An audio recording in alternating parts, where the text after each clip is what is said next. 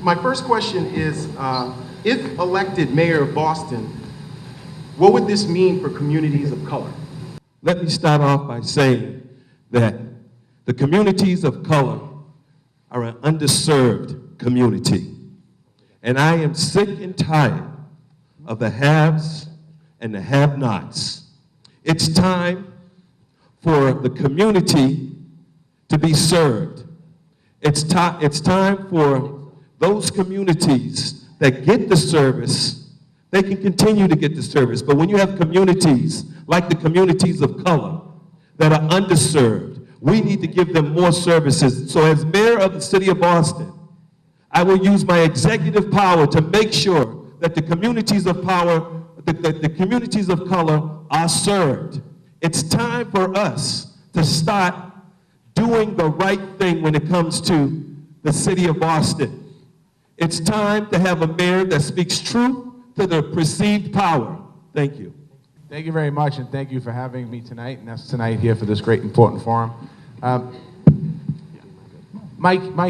start with my cabinet, start at the top. My cabinet will reflect the city of Boston, and I feel that's very, very important throughout my entire cabinet. And I'm going to take a couple. We have the police department right now in the city of Boston that's had many challenges, and I'd make sure that the top echelon of my police department is extremely diverse, like the neighborhood. But not only that, I'd make sure when we're looking to bring on new officers that we do a true recruitment process in the city of Boston. I'd also look at bringing on a chief diversity officer. That officer would be responsible for keeping an eye on the Boston plan that we have in construction in the city of Boston, making sure that we hire people in the city of Boston, not just on a cabinet level position, but throughout my entire administration, to give young people the opportunity to come into the administration. I want to use City Hall as an incubator. I want to use this community that we're in right now, and I represent right next door as a state representative. I want to use this community right now as an opportunity to give people an opportunity to get their start in government and be able to go on to do great things. Thank you. Good evening. First, let me welcome you all to my neighborhood. You are in beautiful Dorchester, and this is where I have lived and raised my family for 26 years. A quarter of a century, I've called this place home, and I've worked in this community. I am proud to be here, and I will be even prouder to be the next mayor who hails from Dorchester.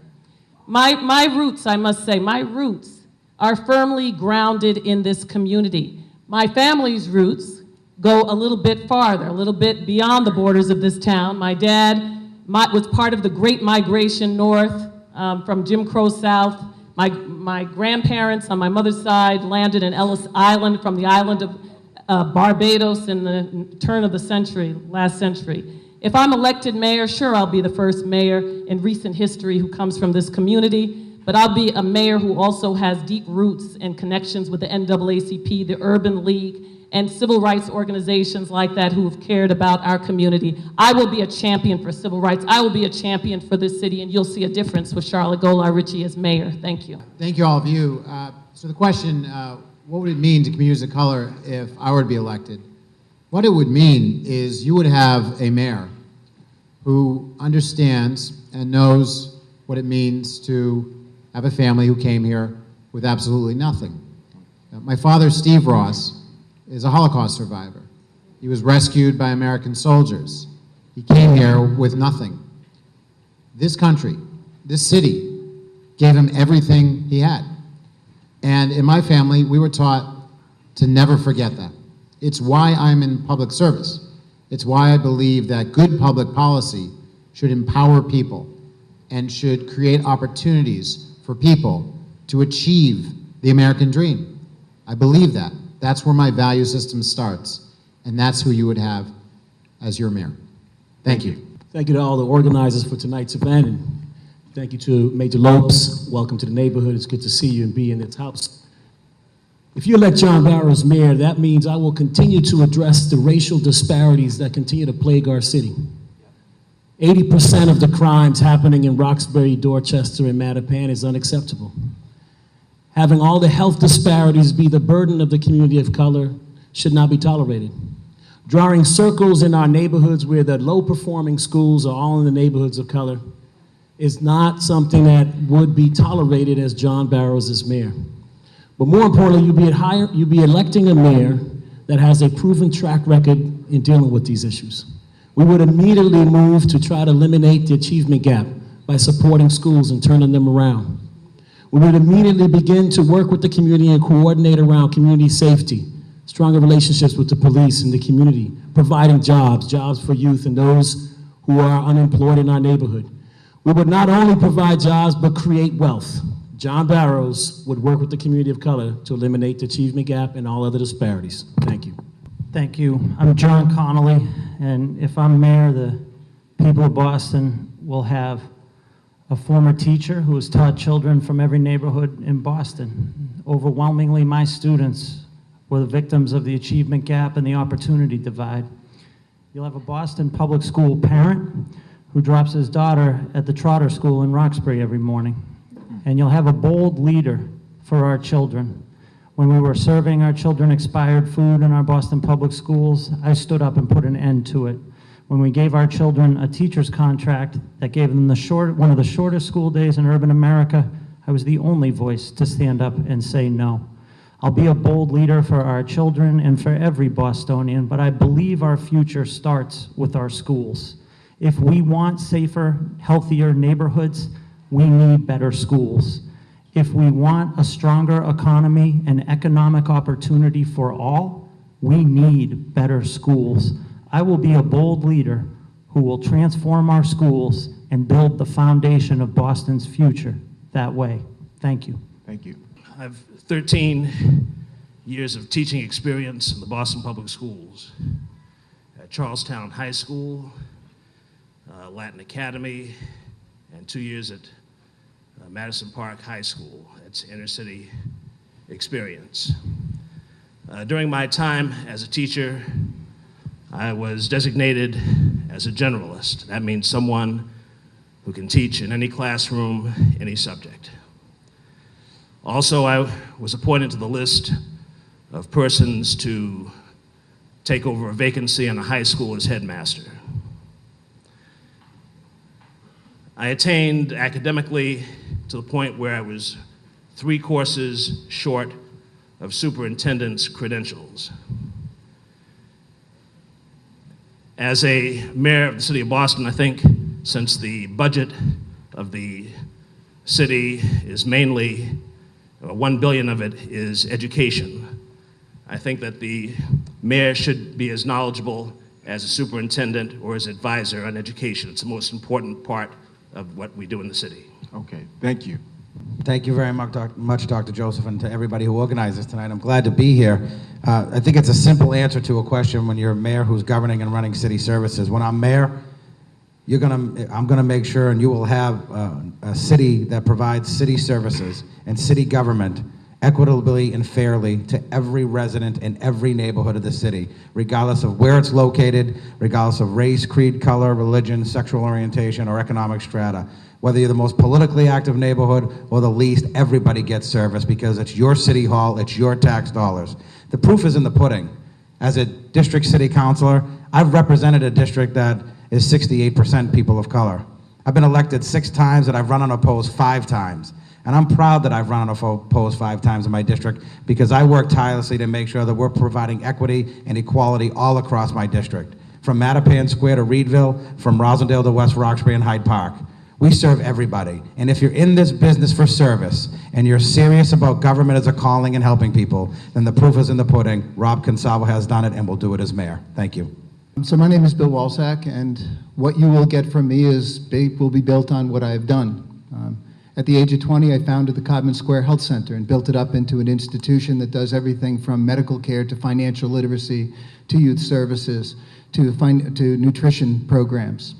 I'm a co-founder of 2 high schools in Boston, the Edward Kennedy Health Careers Academy and Codman Academy Charter School. Both of them move towards get more children into the health professions as the #1 way of beating poverty and getting into the middle class. I'm a person who will be a strong leader, and I know what it takes to lead. I've led organizations my whole life. What I want to do with the city of Boston is I want to take this growing, burgeoning, world-class city that's emerging downtown and make it so that all of the benefits of that downtown world benefit our communities, those neighborhoods that we come from. And we can do that with the kind of leadership that I would provide. We need to make sure that our school system is reformed, and we need to make other reformations that I will be in charge of. Thank you very much. Good evening. Thank you for having me. My name is Felix Arroyo. I have over a decade of experience as an organizer and as your city councilor. My story very much begins with my parents, who moved to Boston speaking very little English, but looking for an opportunity. Like many families, they needed help. So when I was born, I was brought home to a subsidized, affordable housing apartment in the South End. We later got to own a home in Hyde Park, but not without difficult nights. I know what it's like to use the oven as a source of heat. I know what it's like to boil water on a stovetop, because that's how you get a hot bath. What you get in me is a mayor that understands that the most violent thing that happens in our community is called poverty, and has a plan to take people out of poverty and into the middle class. What you get in me is a mayor who knows that the achievement gap is the civil rights issue of our time, and it is leaving too many of our children behind, and has a plan on how we close the achievement gap. What you get in me is a mayor who understands that everyone deserves a voice in the direction of the city, no matter who you are, where you come from, or where you live, and especially those most affected by the issue at hand. My name is Felix Arroyo. Thank you for the opportunity. I'd be honored to have you vote on Tuesday, September 24th. My name is Charles Yancey, and I'm running for mayor of Boston. I am a son of Roxbury, one of 9 children born to Alice and Howard Yancey. I was number 6. I was the first in my family to graduate from college, a BA in economics from Tufts University, a master's degree in public administration from Harvard University. You're looking at the longest serving member of the Boston City Council, which means I have more experience in municipal government than any of my good colleagues running for mayor of Boston. And that's important. You have to hit the ground running. In January of 2014, I have that experience. I have challenged each and every department and each mayor since 1984 to fight for economic justice, and you will get that from Mayor Charles Yancey. Thank you very much. When we think about the recent 50th anniversary of the March on Washington that we've all celebrated, President Obama, the March in DC, we talk about Martin Luther King's dream, and part of that march was a march for jobs and freedom. So the first question is about the economy. The city of Boston has not had a minority business enterprise program for over a decade. One reason is that the city has not agreed to pay for a disparity study, which is a critical first step in establishing such a program that ensures minority business participation in city contracts, real estate development of public land, and other city business initiatives. As mayor, what specific steps would you take to reinstitute the MBE program? And I'll start with Charles Clemens, 90 seconds. Well, thank you for the question. And let's start off with the Boston residency job policy. For so long, that has been in existence for 30 years, and it's never been enforced. It's time for us to start enforcing that policy, which simply says that 50% of the workforce, Boston residents, 25% people of color, 10% women. Well, that needs to be revamped. The U.S. Census clearly stated that in 2010, people of color are 56% of the population. So it's time to revamp that. It's time to hit those developers and construction companies with fines so that we can take that money, reinvest it into our youth. And also, it's time for us to stop having the haves and the have-nots. I'm tired of seeing license plates from Connecticut, Rhode Island, New Hampshire, and Maine coming into our community when we have qualified people in our community that need jobs. And it's time to start doing the right thing. And as mayor of the city of Boston, I will speak truth to the perceived power. And it's time to do the right thing. Thank you. A couple things. One, when I took over the building trades a couple years ago, I created a program called Building Pathways, which was a pre-apprentice program, a gateway into the building trades. And when I did that, we're able to reach out to communities of color and women in particular. And we graduated 54 graduates of that program, which I'm proud to say. But the problem was we had 1,000 applicants. And some of those applicants were disqualified because of not having an education, not being able to pass a drug test, and challenges like that. And that's not acceptable. So I think this piece is a two-part piece.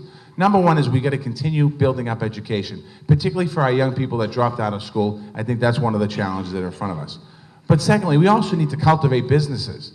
That same industry, in the construction industry, we have contractors that can't get jobs, and some of the contractors aren't capable of getting jobs, not because they can't do the work, because they certainly can do the work, because they need to have help in their office to put administrative skills together, support staff in that office. That's something that I've been talking about when I ran the building trades. It was something I was talking about as state representative. We need to put a real program together in the city of Boston that helps minority-owned businesses, contractors be able to get on their feet, as well as cultivating other industries, such as insurance companies and offices. We need to do more, and this neighborhood shouldn't settle for less. We need to do more, and as mayor of the city of Boston, I will do more. I know that it has been mentioned that, referred to the experience that one of my colleagues here has had, and that he has had the most experience here. Well, I've had some significant experience working in the community and working with small businesses.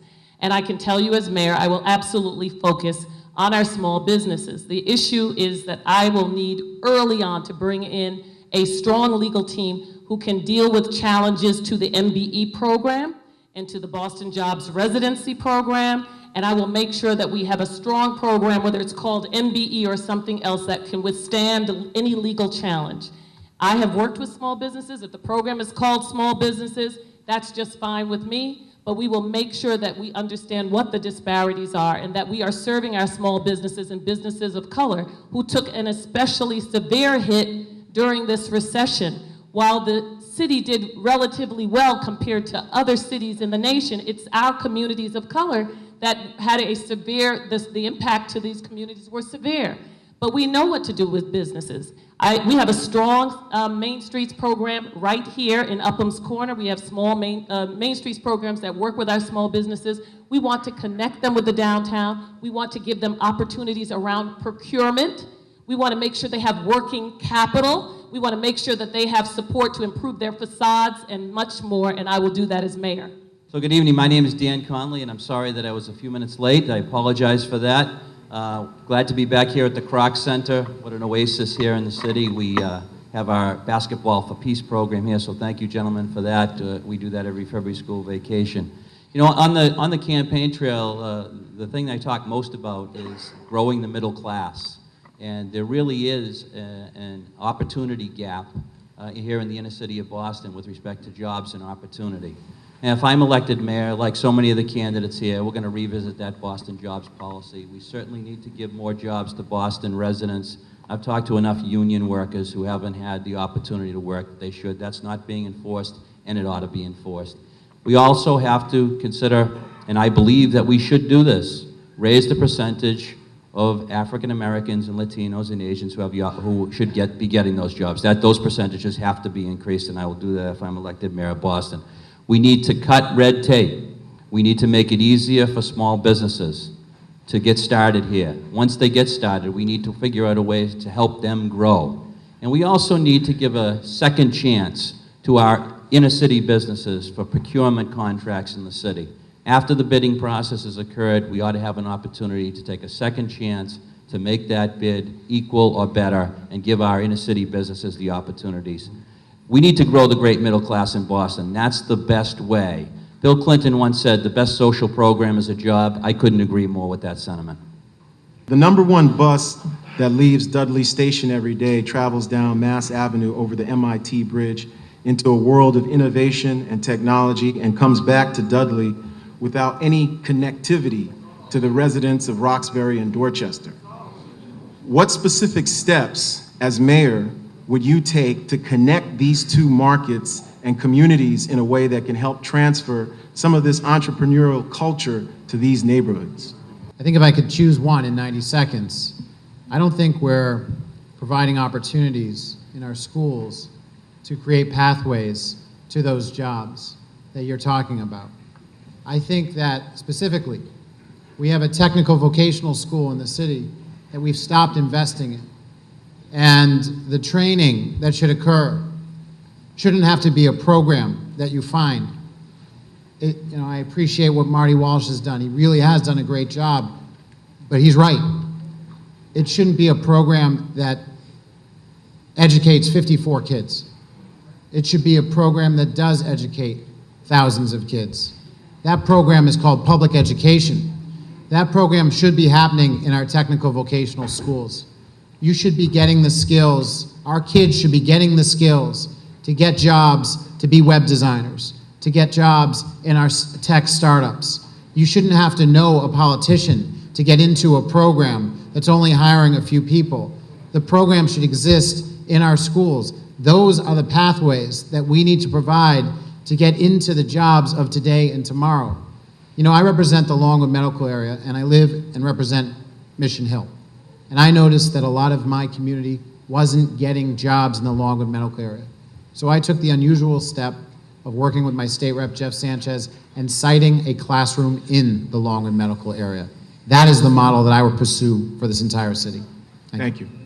Dr. Joseph, that scenario could apply to our innovation district. You don't have to go to Kendall to see the disconnect. It applies to the Longwood Medical area where we have 800 to 1,000 jobs open every given day, where we can't fill.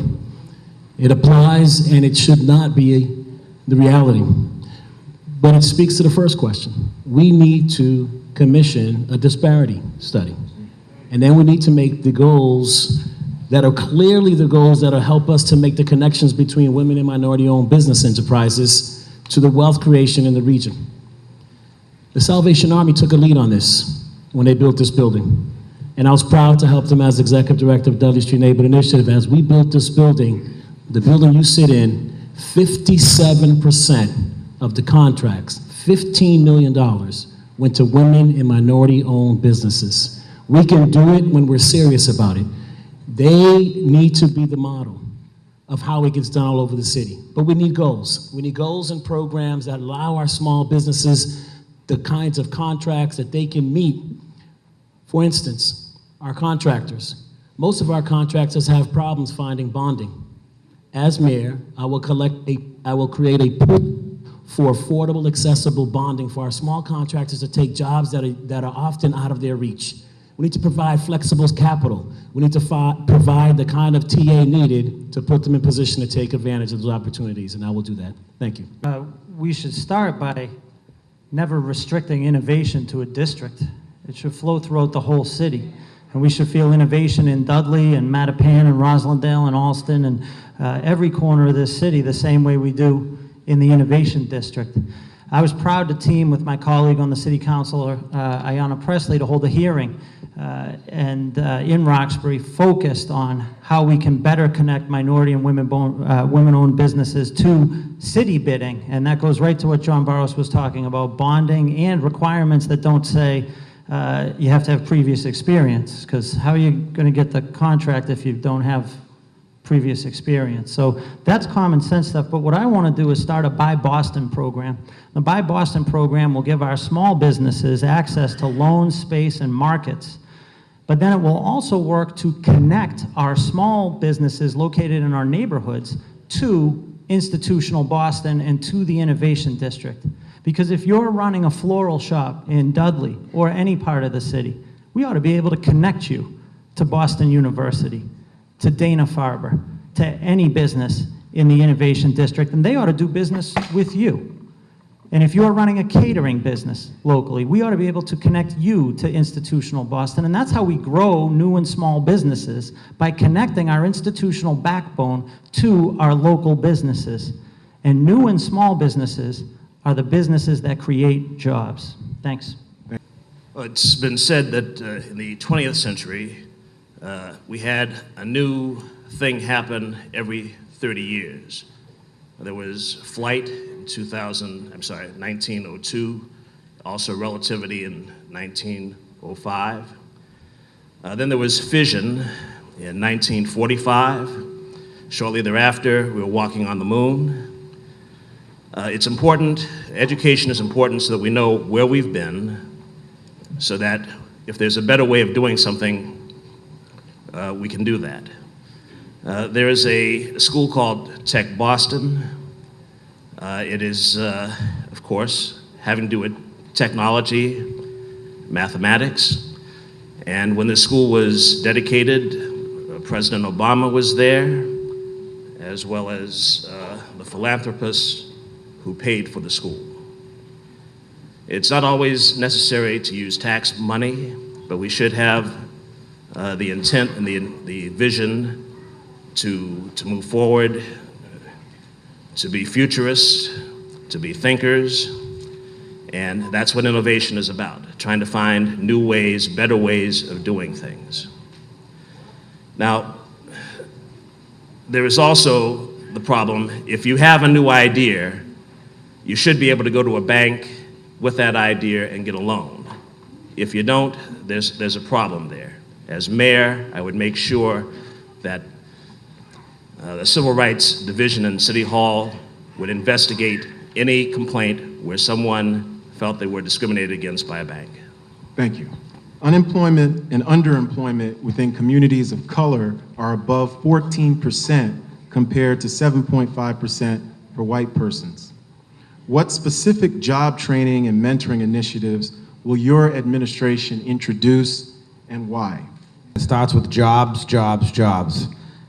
How we bring jobs to our city, how we become a city that's attractive for businesses to want to locate here, how we cut red tape and permitting and construction so businesses can develop here and grow.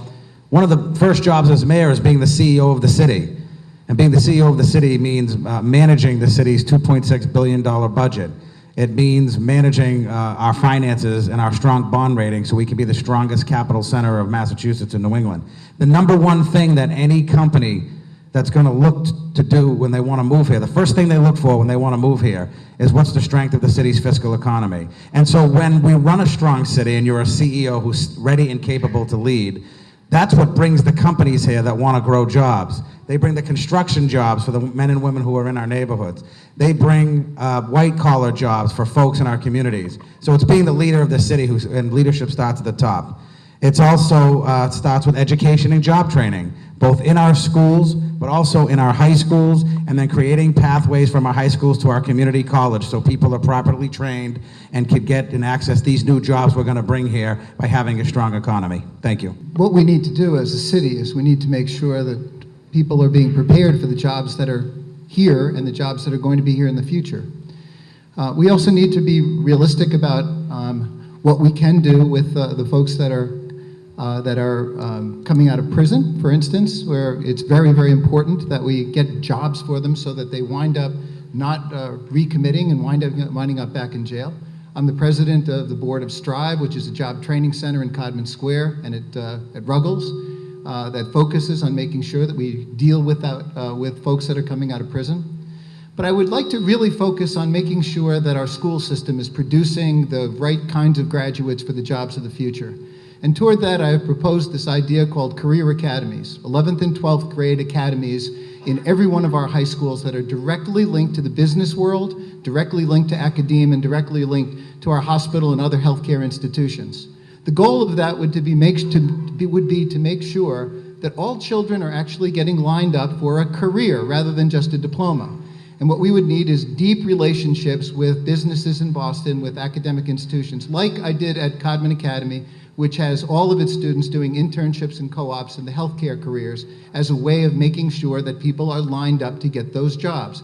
We don't need to go out of our state or out of our city or even out of our neighborhoods to make sure that jobs are available to people. What we need to do is make sure that people coming out of our neighborhoods are prepared for those jobs. That's something that can be done with a reform of their education system, especially at our high school level. Thank you. Thank you.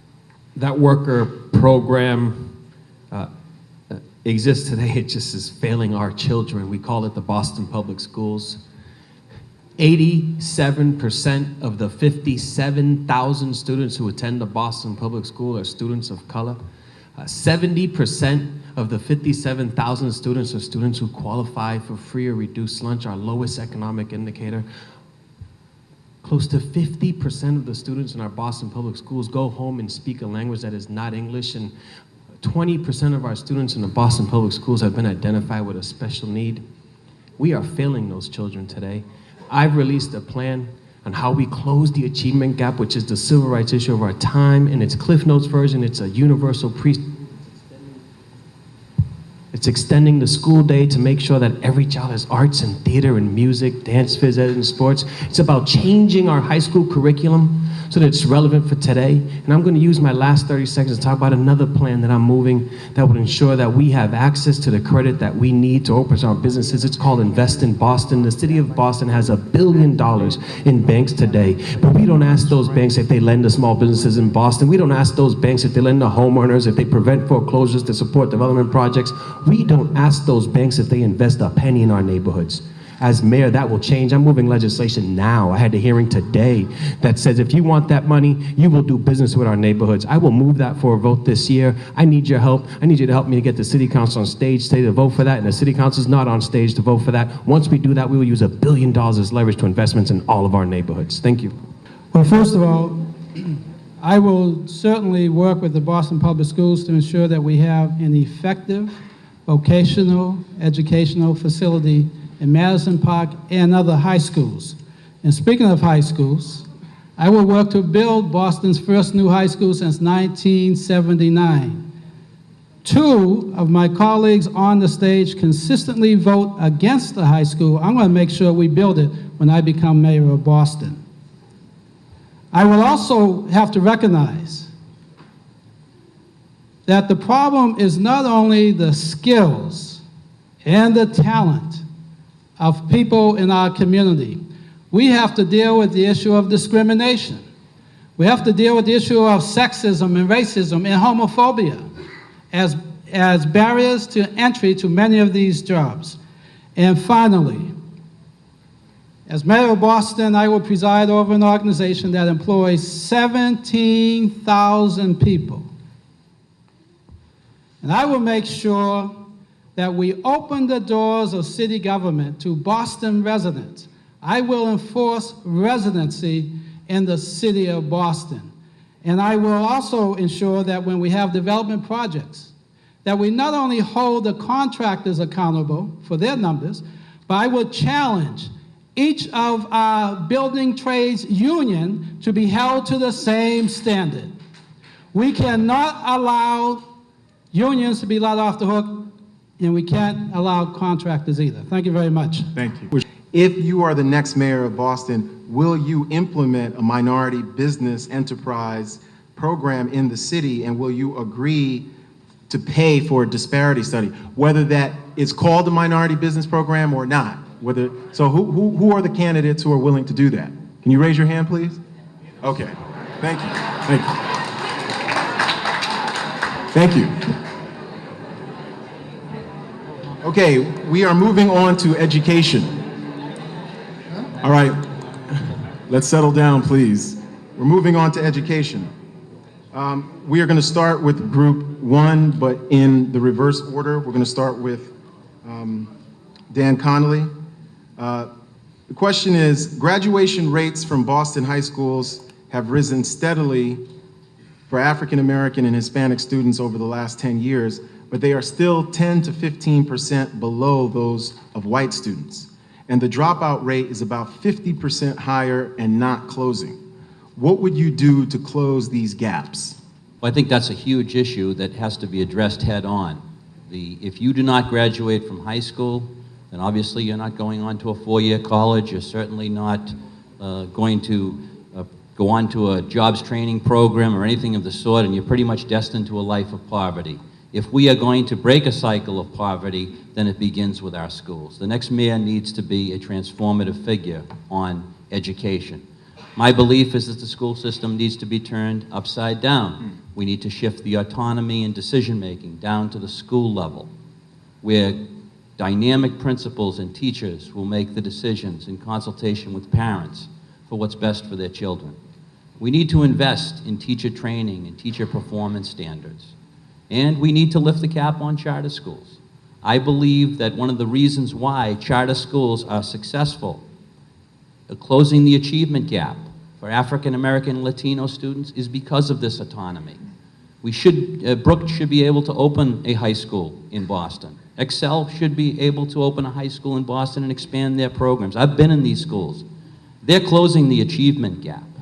We need to get parents more engaged in their children's education.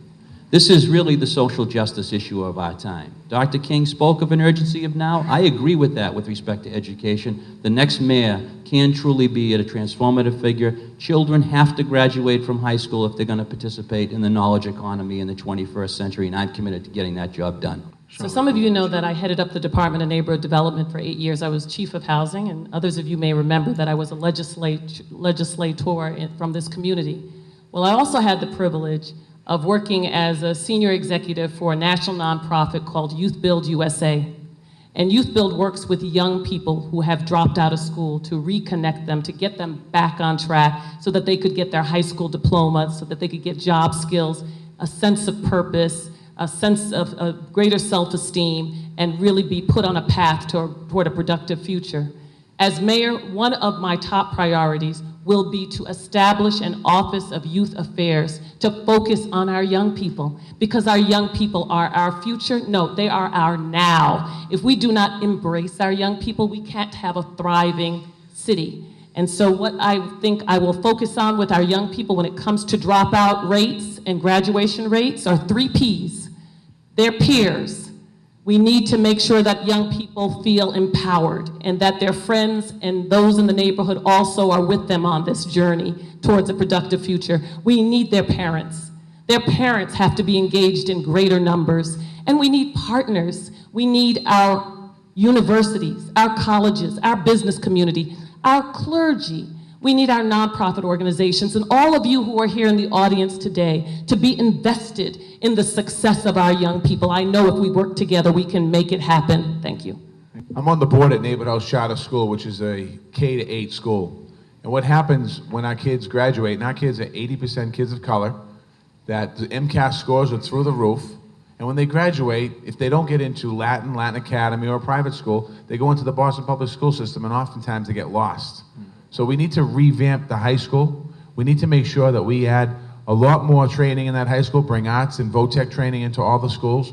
And that's not enough. We also, last year, 2 years ago actually, I had a chance to vote for education reform, which changed the rules in some of the schools, in the level 4 schools in the city of Boston. And we're able to turn around some of those schools, and some of that turnaround's happening. But when you walk into the school, and you see 87% children of color in the school, and you don't see teachers that reflect the kids, there's a problem. So I want to create a program that's going to recruit teachers of color and get them the... You can clap. Teachers of color that have an opportunity to get into the classroom. That's something that we absolutely have to do. Not only that, I'm going to put together a program of principals and train principals, because this year in the Boston Public School System, we had about 28 openings. I believe it was 28 openings.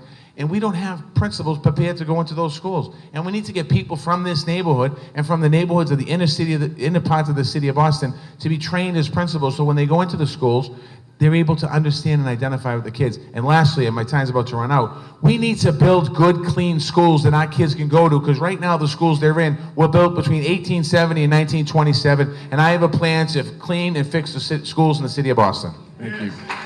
I will add to what you heard this evening. However, we have to understand that we have to inspire our children to go to school.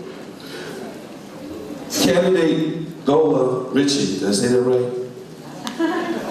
Charlotte, I'll just say Charlotte. She talked about empowerment. How do we empower our children? Well, first of all, history needs to be part of the core curriculum. See, when you understand what you've done in the world, like creating math, science. The first university, the traffic light, the refrigerator, that empowers the children. And then what happens is the respect comes from the other child. So we have to make sure that when the child goes to school, when they open up that book, they see themselves in that book. And they can identify with that. Then they have to have teachers who look like them, who care about them, who love them.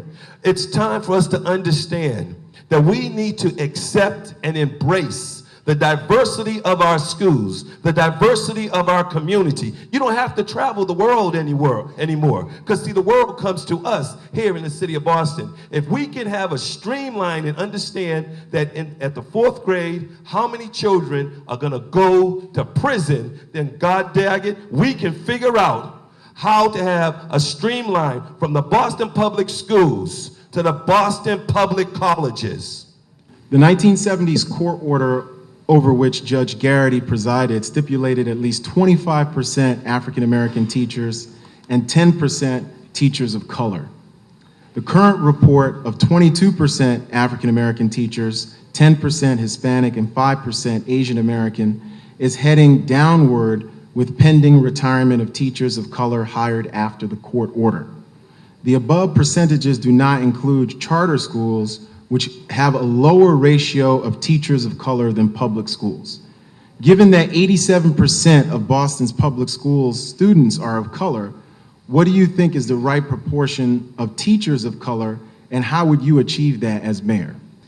I would tell you that we don't do well when we assign a quota or a percentage to a problem. I think we need to do naturally what we can to encourage people into the profession of education. It happens to be, I believe, the most important thing that we can do. It's perhaps more important to be a teacher than a university professor. There are teachers who have done very great things which have not been reported in the newspapers.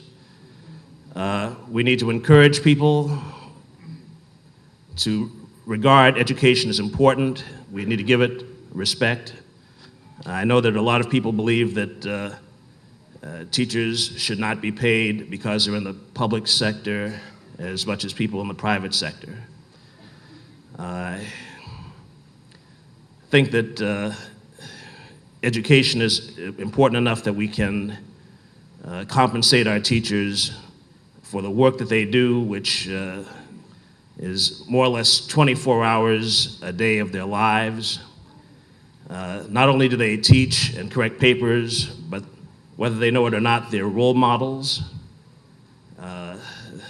They teach in other ways besides what they say, but what they do, and occasionally how they act in the community. Thank you. I'm a former teacher, and I've taught children from every neighborhood in Boston, and I was not a great teacher.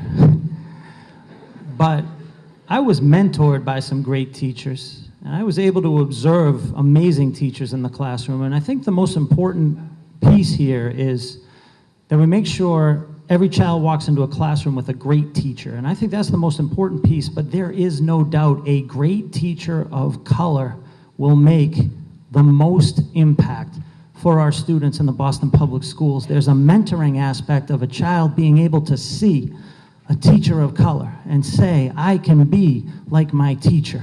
I can go to college, I can teach, I could be a principal, I could be anything. But it's also important for my daughter when she goes into the Trotter School to see great teachers of color. It benefits all of Boston when our teachers reflect our whole city. I've held hearings on the city council, convened hearings on this topic multiple times. Many of my colleagues on the city council have championed this issue, but nothing's changed. We've gone backwards. If I'm mayor, I am gonna cut the dysfunctional bureaucracy at Court Street deeply. I am going to take the resources and put them at the school site level, build schools from the bottom up and not the top down, and we are going to partner with the resources across Boston and focus on developing world-class principals and teachers who will reflect the children that go to the Boston Public Schools. Thank you. Well, the Boston Public Schools demographics have changed since 1970. And so imagine a school district that can't hit 1970 goals.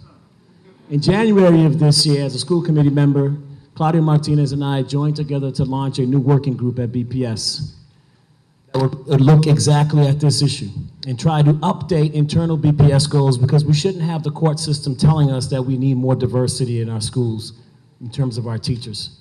Unfortunately, later that year, I decided to run for mayor.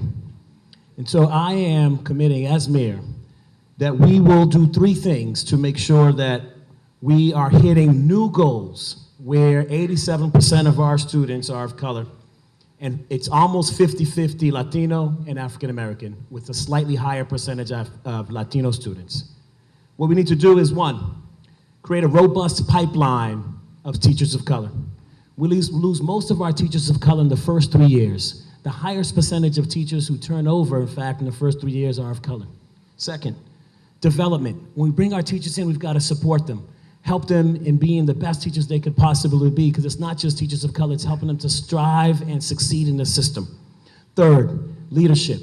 We need to give our schools 4 different autonomies: scheduling, staffing, curriculum, and partnership, and provide the leadership of our teachers to work with school leaders to make the schools the best schools they could possibly be. With those 3 things, we will increase the number of teachers of color and keep them. Thank you. Thank you. This is a question about education, but it's really a question about what is our commitment to diversity? What is my commitment to diversity? I think you'll be hard-pressed to find anyone up here who isn't going to say that they're going to be committed to diversity. We're all going to tell you that. What I'd invite you to do is to look at what we've done. Look at who we've hired. Look at our records. And I'd invite you to look at mine. I've been a city councilor for 14 years. And for all 14 years, that office has been a bilingual office. And it's not because of me, as Felix Arroyo can well tell you. No hablo bueno. But that's bilingual. I've also, wasn't that funny? I believe in my heart, because of my values, because where I come from, that I have a better office when it's a diverse office. And so that's why, not once, but twice, I've had the top job in my office, the chief of staff position, held by a leader of color, a person of color, an African-American male from our city, twice, and on and on. And it's not because I thought I would be running for mayor one day, it's because I believe in it being better for my office and better for our city. What characteristics and skills are you looking for in the next superintendent, and how will you engage the broader community in the selection process as mayor? You know, I've had experience with both an elected school committee and an appointed one. I think that's relevant to the question, because I'm not looking for someone who's just going to yes me to death. I'm looking for a superintendent who's an independent thinker. Yes, someone who will be a cheerleader for the Boston Public Schools. He or she should obviously have the requisite skills to lead a very complex organization. And we've had some very good superintendents in the past. Most recently, Dr. Lois Harrison Jones did a superb job, because she demonstrated that not only did she have the administrative and technical skills, but she had real compassion for all of our children. So I will certainly look for that. And by the way, if you elect me mayor of Boston, I will begin the process of returning democracy to the city of Boston. There's no reason why the voters of Boston are less intelligent than virtually the voters of every other municipality in the Commonwealth of Massachusetts. And I will make sure that we have an elected school committee, and my superintendent will work with that elected board as well. Thank you very much. I am a graduate of the Boston Public Schools. My parents had 5 children, and all of us attended the Boston Public Schools. All of my nieces and nephews attend the Boston Public Schools, and if I had gotten that diversity and teachers question, I would have told you that I am the son and the husband and the brother of teachers of color in the Boston Public Schools. Our next superintendent has got to understand some very basic principles that I'm not sure everybody actually understands. And that is one, that the students who attend our schools can learn, deserve to learn, and it is our responsibility to ensure that they do. That parents and guardians are the most important adults in that student's life, and they must be invited and included in their child's education, followed by the teacher, who should not be vilified any longer, and we should be promoting the job of the teacher for the wonderful vocation that it is. As I said, my wife is a teacher. She's with me after this no matter what, so I gotta.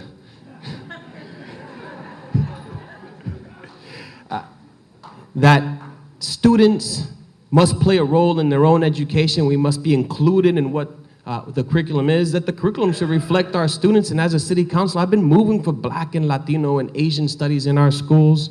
And most importantly, believes in public education, in particular urban public education, to the point that we'll do everything to defend it and ensure we have the resources to educate every child. Thank you.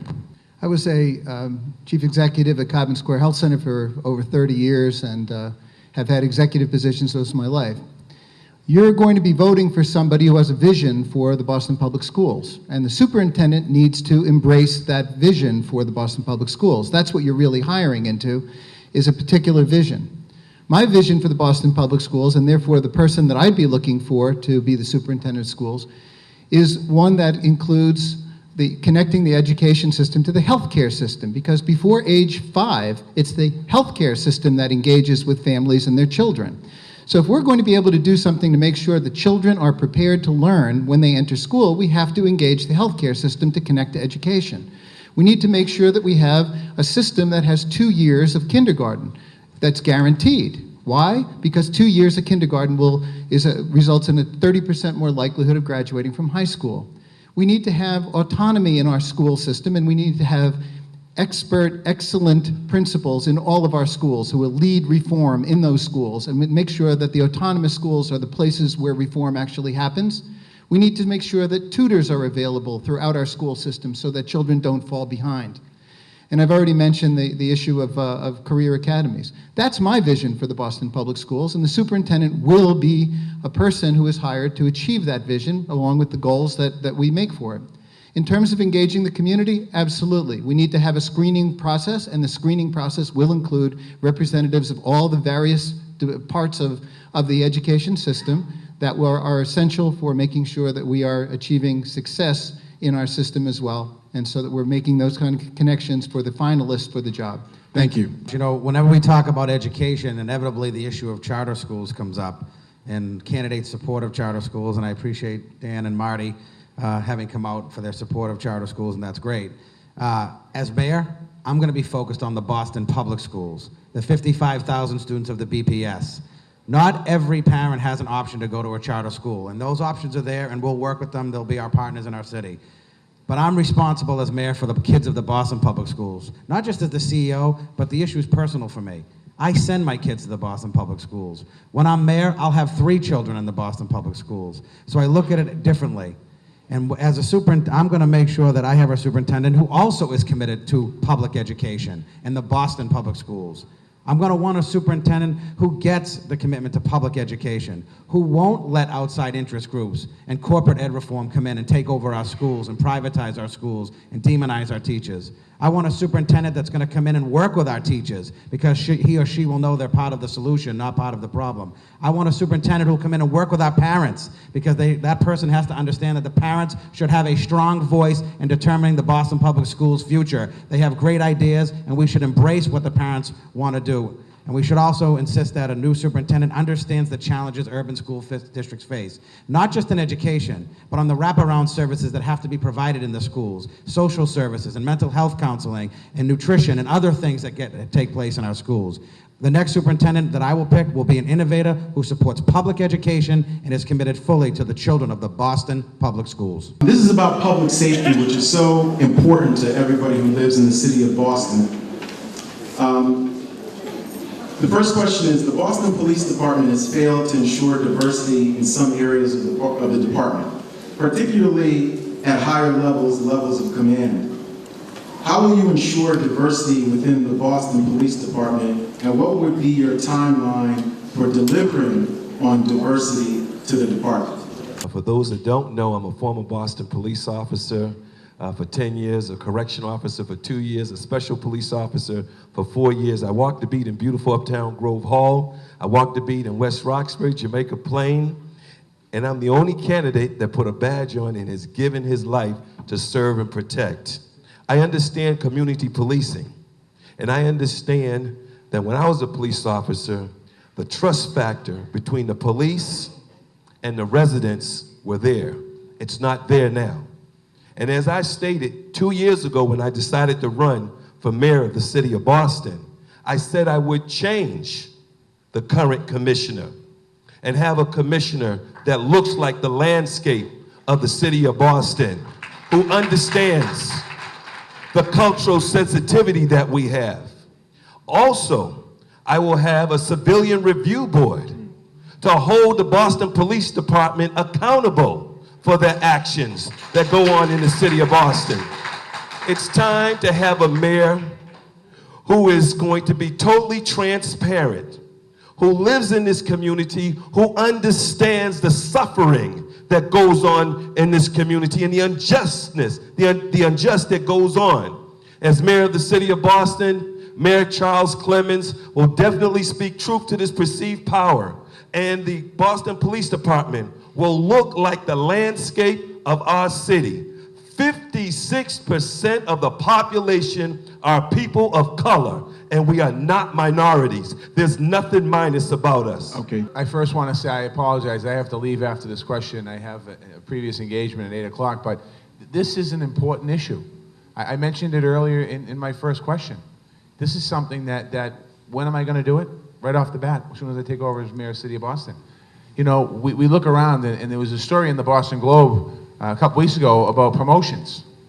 And they were talking about they were going to promote 5 people, then they didn't promote, they were going to promote 1, then they were going to promote 2 and not promote anybody. That's just not right. I mean, there is a problem in our city, in some neighborhoods, with trust of the police department. Not all, but some neighborhoods. And in order to make sure that we deal with that trust and work with that trust, we need to make sure that we have police officers in the higher ranks that look like the neighborhood. Not only that, and I mentioned it earlier, we have to have a true recruitment tool to be able to put out true recruitments. So when the civil service test comes up to get on the police department, we need to make sure that young people take that test that live in the neighborhood. Being a police officer is a good option for life. You can make good money, it's a good career, you have health benefits, you have pensions, you have all of that stuff. There's nothing wrong with that. You shouldn't be ashamed of that. But we need to make sure that our police force looks like our neighborhood, and I would work with the Urban League and the NAACP to make sure that when we do some recruitment on the lower level, as far as new officers, we do it properly, and on the high level, absolutely, within the first 30 days of my administration, the hierarchy of the police department will look like the city of Boston. When I assumed the position as director of the Department of Neighborhood Development, I inherited a department that had a senior staff that had no members from communities of color. And that was a problem, wasn't it? Because if we're going to be working in neighborhoods around the city, we do have to have staff that reflects the communities in which they serve. And so what I was able to do was to recruit people from communities of color to join that senior staff, but really to join the department at all levels. And I would do that as mayor with great ease. And you know, while we're talking and focusing tonight a lot on people of color, as important as that is, so are women. Women make up half of the population in this city.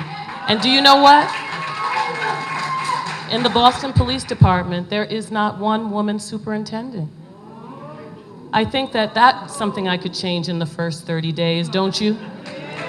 I certainly understand as district attorney that the relationship between the police and communities of color is a complicated one. Always trying to work on building better trust. And perhaps the best way to do that is to make sure that the police department better reflects the diversity of Boston. So I'm committed to that goal. And I believe, as Marty does, that one of the best ways to do that is a robust recruitment robust recruitment effort in communities of color, but in colleges and universities to convince young African American and Latino and Asian graduates that police work is a profession that's worth pursuing, where you can make a difference in your community. This is very important, that people of color want to do this kind of work. I know something about this. I lead one of the largest agencies of state government, about 300 people. It's about the most diverse public agency in the entire state, I would speculate. Somewhere between 25 and 30% attorneys of color. 44% of our victim witness advocates are of color and of multilingual. I myself have gone to law schools to recruit African American and Latino and Asian students. This is hard work, but it can be done. When Ralph Martin left office in 2002, he said he had the most diverse DA's office in the Commonwealth, perhaps in New England. And he urged me to make sure that was continued, and I've done that, and I've improved upon that. So I think, as Mike said, look at our records on diversity, and I think this is such an important goal that if I'm elected mayor, I'm very committed to making sure our Boston Police Department is very diverse. Thank you. Thank you. Since January 2013, there have been 34 homicides in the city of Boston, close to the same number at this point in 2012. Most are the result of gun violence, and most in Boston's communities of color. Since January of this year, there's also been approximately 336 violent crimes, mostly gun-related, and mostly in communities of color. As mayor, how would you elevate the issue of violence in Boston, and what would you do to ensure there's an appropriate response at all levels of government to end the violence in this community that really is a crisis? I believe that the gun violence we're seeing in just a few neighborhoods, in 80% of the gun violence occurring in Roxbury, Mattapan, and Dorchester, is the lack of opportunity for some of our kids and some of our adults. And I believe that we have to be committed to providing intervening opportunities. And I do not think that the police department is the best agency to provide those opportunities. I think our police department can enforce crimes, but I think it's community-based organizations and really all of us who can create the intervening and the opportunities. I also think that we need a plan. I don't think the city of Boston truly has a plan to stop that violence, and we absolutely need one. And I also think we have to go back to the first question, the question of diversity. It is not okay and it is not acceptable that there's not a single woman at the senior superintendent level, and it is not okay and is not acceptable that there is not a single captain of color in any of the district captain's offices, not one. And that is breaking down the trust that is so vital between community and police. And I believed this so strong that I called a press conference and stood next to Larry Ellison at Mamleo, and only then did some of my other colleagues stand with us on that statement, but I was unafraid to stand tall and loudly and proudly on that. Thank you. Earlier this year, there was a young lady killed, Amy Lord, and it was a tragic story. It was really sad. And I was sad and wanted to show my support, so I went to South Boston to an overflowed crowd, rightfully so, for life had been lost. But in that crowd, on stage, there was the federal government represented, head of the DEA, congressman. We had the state represented. We had our district counselor. We had the chief of police. We had so much political power on that stage that I forgot I was in Boston. Because in my city, when people die in my neighborhood, we don't get that kind of response. In my city, we need to learn how to value every life. Now, understand me, the story of Amy Lord is very tragic. But the story of Mipson on Warren Ave, who was gunned down, was as tragic. And that life is as valuable. So this is a question of leadership. This is a question of valuing lives. And if we value lives in our city, we would invest in those lives. We would invest in youth jobs. Last year, 19,000 youth applied to jobs. We provided 10,000. It's not invested in youth jobs. We need to double the youth jobs in Boston. We need to make sure that those that are coming in, re-entering into society have real programs. I sat with DOC the other day and we mapped it out. We don't have enough programs for those who want programs, who are trying to reintegrate in society. Not right. And last, we need to handle the quarry issue. And as mayor, I would lead a city that values every life. I've spent a lot of time with survivors of homicide over the past 3 years, and we'll just always remember a woman saying to me, you know, John, I might look like I'm doing okay, but I am hurting every day. And every day in this city, we pass survivors and don't know the struggles that they are going through. I joined with survivors this morning to announce my proposal that we have a victim remembrance project in Boston, so that for every homicide on the 1-year anniversary, we will have a public convening to remember the person lost, and we will get an update and ask all the questions and ask all involved to come and tell us the status of the case. But we will remember this person from birth to death, and we will make sure that we break this divide that has desensitized us and devalued Black and Latino lives in Boston. But if we really want to end violence for the long haul, this is about public health and education. It's about how we deal with mental health, trauma, how we deal with addiction, but it's also about how we keep young people in school. Because the young person who sees no hope drops out and then starts making even worse decisions. And that's why we need to transform our schools, so that every young person who goes into a Boston public school sees a pathway to opportunity and knows they will be supported along that pathway. And that means fully staffed social, emotional, and health support services in every Boston public school. Thank you. As a Republican, someone who is supposed to be fiscally responsible, I've crafted my answers to come up with solutions that don't take tax money or don't cost a lot of money.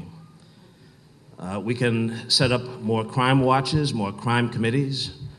These are groups of citizens who meet every month and discuss with police officers present how many crimes have taken place in their community and what was done about them. We can also put ourselves at risk by walking the streets in the afternoon and the evening, as some of us have. And one minister, who was a judge, spent a whole night on Geneva Avenue to dramatize the fact that there was crime in the community, on the street, and that human beings, citizens, can and should get personally involved. That's what I would do. The Massachusetts Association of Minority Law Enforcement Officers voted no confidence in Commissioner Ed Davis and urged all of the candidates who are running for mayor to say he would not be retained. Many of you have taken a public position on this issue. Please state what factors you consider in making this decision and what your expectations would be for this commissioner or a newly appointed one. It's no secret that before Mamlio's vote back in April, when I became a candidate, that I said if Commissioner Davis wanted to stay, he could stay in his position. I came to that conclusion back in April because I've worked with Commissioner Davis many times in the last 6 years, from issues to gun violence, to domestic violence, to local robberies, larcenies, and other small crimes. In a district that is 68% people of color, any time that I've needed Commissioner Davis to come to a community meeting with 500 people or 5 people, or sit in a living room with a grieving family, he has done that for me. And so for me, it's a personal relationship of knowing that when I've needed him in my district, a district of color, he has been there for the families and the people I represent.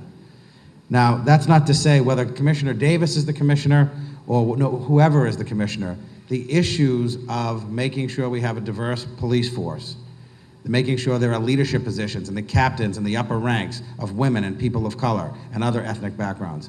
It doesn't matter whether it's Commissioner Davis or Commissioner whoever. We need to make sure that we have that diversity in the police force, and that's the issue. And Mamlio brought up some good issues, and Mamlio has a right to bring those issues up. And Mamlio brought up issues that are important to this city and need to be part of the discussion in these debates, as well as for the next mayor, whoever it is. But I view it a little differently. See, I think Mamlio should have a seat at the table from the very beginning of my administration. If Mamleo has a seat at my administration, if I'm listening as a mayor, that means I'm going to hear about the issues that Mamleo is concerned about. And from day one, we're going to address these issues before they escalate into a powder keg that explodes with a vote of no confidence. Mamleo and every person in this room and in this city will have a seat at the table in a Consalvo administration. Thank you. I have a similar relationship with Ed Davis. As the head of the Codman Square Health Center, Codman Square experienced lots of different crimes over my period there, and I was always able to just call Ed Davis up, and Ed Davis came to Codman Square, did whatever was necessary to make sure that the issues of Codman Square were dealt with, and dealt with expeditiously. And as a result, when the issue came up of whether I was interested in holding on to Ed Davis, I said, yes, I'm interested in holding on to Ed Davis. Ed Davis has always been very good at making sure that things happen, and in my estimation, he did a great job. But that does bring the whole issue up of diversity, and I think that one of the things that has to happen is we have to get away from this whole test score idea of being the way in which we determine what senior leadership is. It doesn't make any sense to me, as a person who has led organizations, that I would give a test to people and determine who's going to be the leader based on the test score result. We need leaders who are going to have the kind of chemistry necessary to be able to work together to make sure we achieve goals. We need to be able to make sure that all of the leaders in the police department are representative of those communities. I was able to do that at the Codman Square Health Center. I always had tremendously diverse leadership who were also excellent leaders. And what was necessary about that was not that they took a test to determine whether they got in there, but was whether they could do the job, whether they could relate to the patients and the community, whether they could relate to each other and make sure that the goals were achieved. That's my plan for the Boston Police Department, and I will make sure that the Boston Police Department senior leadership is very diverse and are the mentors for the younger people of color that are going to be coming up and making sure that they lead the police department in the future. When I asked this early in the campaign, I said that yes, I'd give Ed Davis the opportunity to stay. But I also said, yeah, can you share the mic? I also said that if he couldn't meet my strong diversity goals, that I'd ask him to leave. You know, the accountability, I believe, rests at the mayor's office. No pointing fingers away, no saying someone else should worry about it. The mayor of the city of Boston has got to be the leader of this city, and that includes with diversity goals. You know, I accept Councilor Ross's and agree with Councilor Ross's challenge that judge us by what we do. So you know what I did right now is just taking notes. I have 19 full-time staffers on my campaign side or on my city council side. Full-time, all offered health insurance, real jobs, 19. 15 of them are people of color. 12 of them are women, including my chief of staff and my campaign manager. That's my record. Judge me on that. And as mayor, that will be my record as the mayor of the city of Boston. I'd invite all of our people on this stage to speak directly about the full-time hires that they have on their staff that they made, that they offer good jobs and health benefits to, and put those numbers on the table. I'm proud of mine. Diversity matters, not just in the police department. Let me tell you something, folks. Diversity matters to me in every department of in the city of Boston. Not one department will go without me looking at what those diversities are and setting very high goals. I just told you my own personal goals that I could verify with folks here, and I've invited my colleagues up here to do the same. I really have just one question for my colleagues, especially my colleagues on the Boston City Council. Where have you been?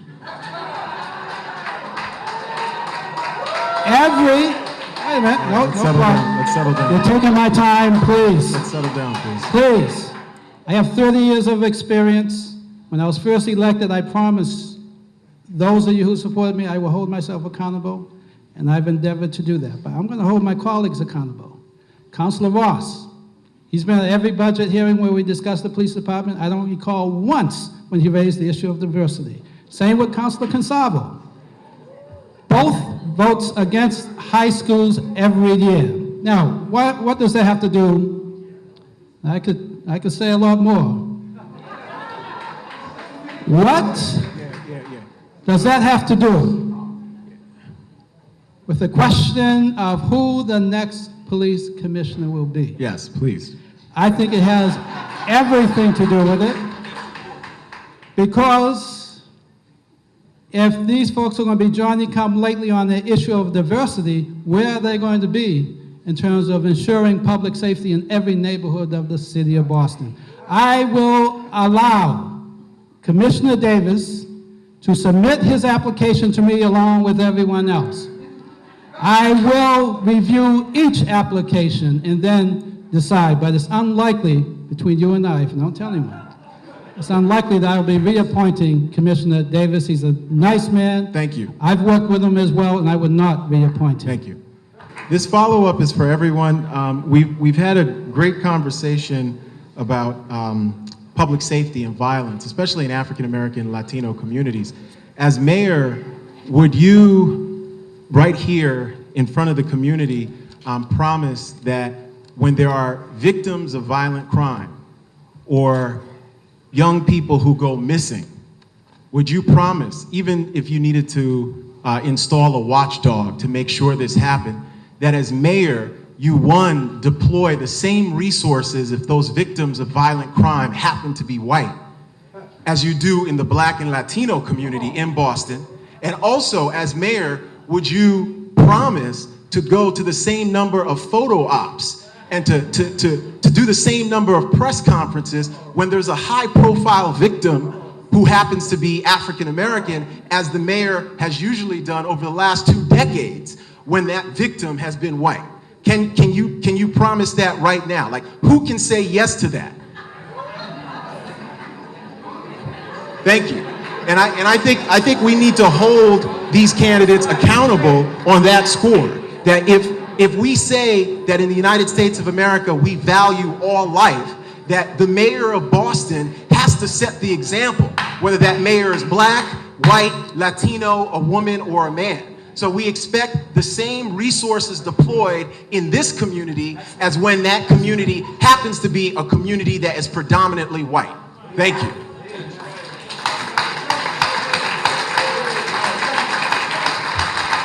I want to thank the organizers. I want to thank each and every one of my colleagues who I respect. I'm standing because I also respect you. Thank you for coming out tonight. My name is Charles Yancey. I'm a son of Roxbury, one of 9 children. Graduate of the Boston Public School System. All 4 of our children graduated from the Boston Public School System and went on to college. I have a granddaughter that graduated from the Boston Public School System as well.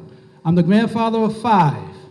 If you elect me mayor of Boston, I will make sure that Boston will be known as a city with the cleanest streets, the safest streets, the best schools, and jobs, and jobs, and jobs. When I had another life, working with the Circle Venture Capital Fund, I developed a 2-story office building that now houses the Urban League. John Cruz was a contractor. Stellan Lee was the architect. Unity Bank and Trust did the financing. Urban Brokers, another African-American firm, provided the insurance. That's the type of leadership you're going to get from Charles Yancey. Thank you very much. I'm asking for your vote, September 24th, 2014, and November 5th. Thank you very much. Thank you. Allow me to begin by thanking the organizers of this event for providing a forum where we could talk about substantial issues in our neighborhoods. I know I missed that last night, and I'm glad I'm here tonight to have that conversation about the important things important to our city. I want to say that I'm asking for your vote on September 24th. And I want to thank so many of you for giving me the opportunity to do the job that I do today, that I greatly love, representing all of Boston as your city councilor. I understand that we must provide pathways out of poverty for the many in our city living in poverty. 20% of all Bostonians, 40% of all Latino children, 35% of all black children, 1 in 3 of all Asians living in poverty. We must provide that pathway out. I understand that if we truly want good schools that educate every child, then we have got to close the achievement gap, which is the civil rights issue of our time. I understand that a government works best when it works with you and not over you. That's who I am as your city councilor, and that's who I'll be as your mayor. I ask you to vote on Tuesday, September 24th. Thank you for the opportunity, and thank you for being here today. There's a lot of great ideas. This is a great group of people that are coming up with great ideas for the future of the city of Boston. And And there's so much potential in Boston, right? We have a great city that's loaded with resources that need to be harnessed in order to be able to achieve goals of reducing income disparity and dealing with the achievement gap and making sure that we're the healthiest city in America. But it really does come down to leadership. It's all about leadership. It always is. What I submit to you is I'm a person that has been able to provide great leadership for all the organizations that I've run, and I've been able to get things done. The Boston Globe's Yvonne Abraham calls me the rare visionary who is able to get things done. What I promise to you if I'm elected is I will deal with the issues that are facing the city of Boston, the challenges that we face. I will make sure that we don't have a casino in East Boston because that will drive so much of our money out of our neighborhoods and into the pockets of casino owners. I promise you that I will work to make sure that all of the people of Boston benefit from the world-class city that's emerging downtown. That's what I promise to you as mayor. I hope you'll consider me. I'm the second person on the ballot, September 24th. Thank you. Thank you very much, and I want to thank the organizers and thank all of you in the audience for being here. Again, my name is Rob Consalvo, and I humbly ask for your vote on September 24th. I ask you to judge me on my record, not my rhetoric. Judge me on what I've done in city council and in public service. Judge me as someone who has represented a district that is 68% people of color. Someone who has run unopposed 5 times and been elected 6 times. Someone who has had the ability to work across all of the lines in my district to make sure that everyone has access to the services that city government provides. The old saying, let the work I've done speak for me. I am proud of what the work I've done says. I want to scream it from the highest mountaintops because what it says is I'm serious about service. I'm serious about helping people. I'm serious about making sure that everybody shares in the success of this city, no matter what your color, race, creed, background, sexual orientation, or economic strata is.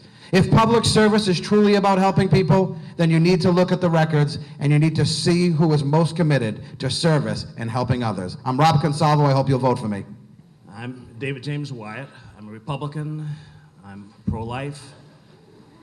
I don't think that it's a humorous matter that we respect the unborn and that we err on the side of caution in the case of abortion.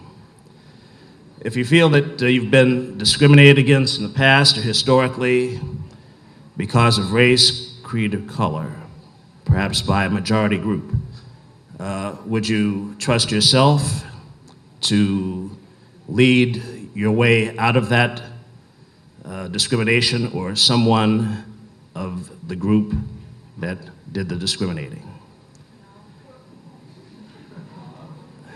In that case, we have a historic opportunity on September 24th and November 5th, after 3-4 centuries that black people have been here, people of color have been here, such as Crispus Attucks, Phyllis Wheatley. Thank you. In order to elect a person of color to be mayor of the city of Boston. I would do that if you thought you were discriminated against. Thank you. I'm John Connolly. I'm asking for your vote on September 24th. I got in this race because Boston's facing a daunting equity gap, and it can undermine our future. And we see it in the achievement gap and opportunity divide. We see it in health inequities. We see it in unemployment, and we see it in a city that's increasingly made up of the very rich and the very poor, and the bottom can fall out on our poorest at any time, and we lack a middle to bind us together. And if we don't tackle this equity gap, it will undermine our entire future. I believe to solve this issue, we need to transform our public schools and give every child a high-quality education. We need a comprehensive plan for safe and healthy neighborhoods and recognize that's as much about public health as it is law enforcement. We need to make sure that we are creating jobs for every Bostonian, but that economic opportunity reaches every corner of the city. And we need a transparent, inclusive city hall that reflects the city as a whole. And I will just say this one piece. We didn't get to talk tonight about institutional and systemic racism. the driver on poverty and the inequity in our city. Thank you. That's a tough conversation to have. If I'm mayor, I'll make sure we have it as a city. Okay, I hope you will consider me. Thank you. I want to first thank the organizers and all those who made it possible to have this conversation, such an important conversation for an important race. I was born and raised in this neighborhood, and I'm proud of the work that I've done with my neighbors to revitalize this neighborhood, to bring affordable housing. The only stock of permanently affordable housing in Boston to date, where we are building a neighborhood without displacing our residents. I am proud to be here and have worked with young people, investing in their lives, hitting the street corners, brokering ceasefires. And as mayor, I will stay on the street corners with our youth because I believe in them and believe in their lives. I am proud to be here as a small business owner, helping to improve the livelihoods of families who work for our restaurant on Bowdoin Street. When people have given up in our neighborhoods, I have invested in them. I am proud. I am proud to be a former school committee member fighting for our children. And as the mayor of Boston, I will continue to fight. I will continue to make sure that we no longer can sing of one Boston that is strong and one Boston that is weak, but that we can sing of one Boston where everyone can participate and benefit from the prosperities of our city. Vote for me, September 24th. Thank you. This is the week where Jewish people are celebrating the New Year.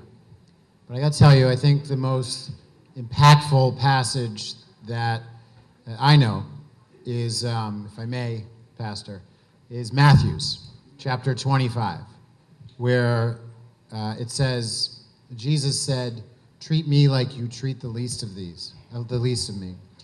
And I believe that that is the calling of public service, that we can't judge public education until we go to the worst school, the lowest performing school.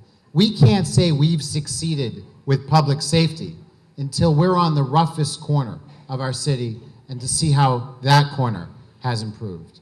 And we can't say that we're housing our people when we're not housing the people who have lived in this city all their lives. Housing people shouldn't mean that you're simply moving other people out of their neighborhood so new people can move in. I believe that we should be dedicated to the work of that passage. Thank you. My name is Dan Conley. I'm presently the district attorney, as you know, and prior to that I was a member of the city council. I'm running for mayor because I want to create better jobs for our people and close the employment and opportunity gap. I'm running for mayor because I want to reform our schools and close the achievement gap.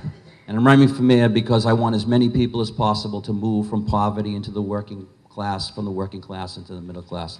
Everything I've been talking about on the campaign trail is directed towards those things. As the district attorney, I spend most of my time working in communities of color. It is a sad reality that most victims of violence and crime are themselves people of color, people who are poor, people who are living on life's margins. I've dedicated my career to speaking for people who are voiceless in this system, who cannot speak for themselves. If we are truly going to break the cycle of poverty, dependence, and violence in our city, it's not with enforcement, it will be with education, and it will be with opportunity. If you give me the chance, we'll get that done. I ask for your vote on September 24th. Thank you. Thank you, everyone. I have to say that tonight has been amazing, and this is one of the best forums I've participated in, and I will credit you, Dr. Joseph, and the organizers, the Urban League, the NAACP, and the Commonwealth Compact for putting together a really strong forum. And like my colleagues, I have to say that I, too, want to lead this city. However, because of my experience and because of my commitment and my proven track record here in the city, I am asking you to consider me on September 24th as your next mayor. I started out this discussion this evening saying that this is my community. I know the strengths of this community. I know the weaknesses or the challenges that we faced, but I have certainly contributed to a lot that has occurred here, and I want you to know about it because I do have a track record that is worth your consideration. The beautiful center we're sitting in now is something that I was able to contribute to as the Chief of Housing and Director of Department of Neighborhood Development when we assembled the land long ago, up and down Dudley Street with housing and economic development right into Dudley Station. I will do this and I will do more as your next mayor. Please have faith in the fact that I want to unite this city. I will do all that's in my power to do that as your next mayor. Thank you. Thank you to all and give thanks to God. My name is Charles Clemens. You know me as Brother Charles, who founded Touch 106.1 FM, the fabric of the black community, to give you a voice in the city of Boston. I didn't get paid to do that. I did it because it was the right thing to do. I walked the beat in beautiful Uptown Grove Hall. I've started, created 5 successful businesses, hired thousands of Boston residents.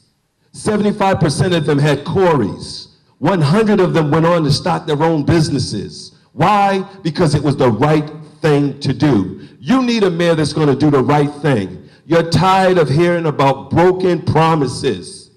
Kennedy said, there are those people that look at things the way they are and ask the question why. I dream of things that never were and ask the question, why not? Why not quality schools in every neighborhood? Why not closing the achievement gap? Why not enforcing the Boston residents' job policy? I am the first name on the ballot, and it's never ever happened in the city of Boston that a black man has been the first name on the ballot. Let's celebrate our historic year. Thank you. Thank you. Okay. Okay, this has been a tremendous night, and I